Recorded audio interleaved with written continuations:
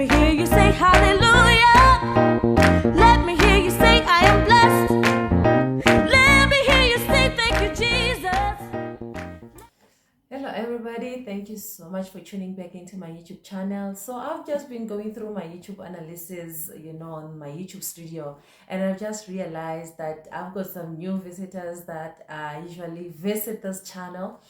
And thank you for really showing your zeal or your interest in the Word of God.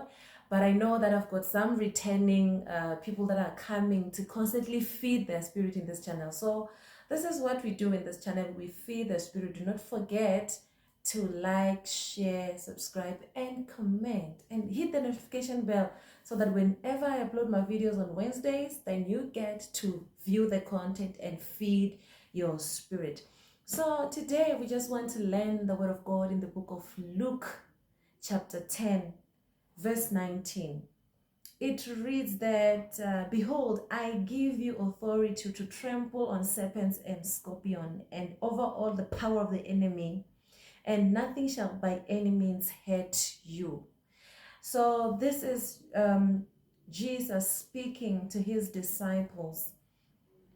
And the reason why we just want to talk about this today is because the Bible is just saying directly and clearly that we have been given power, to tread upon serpents, scorpions, and nothing will by any means, power all over the enemies. And we know by now, as children of God, if you've been following this channel, that our enemies is not people, that we fight not against people, but we fight against the principalities of this world, the evil spirit. So I'm just asking myself, why would God give us power really? Because people are in need of power. They need authority. But is this authority over other people? Is it power over other people? Because I think we tend to exercise our powers over others and authority over others in a way of really suppressing them and abusing them and just using them. But God has given us power, and as children of God, we really have to accept that power. This is the gift from God, and we have to know how to use it. Because when we do not know how to use it, then you'll end up using it in the wrong way. So this power that God has given us is to fight the enemies, right? Is to not to have authority over others or over other people. So I want you as the child of God to look around you and how you're exercising your powers and how your surrounding is receiving the power that you have. And remember that this power that God is talking about here in the book of Luke chapter 10, it is the power, the same power that the Bible describes, that is the power that raises Jesus from the dead, that is now also living within us. So this power, it is a really strong power that you can really use it in a beneficial way, the way that will benefit you, your community, your household, your friends around.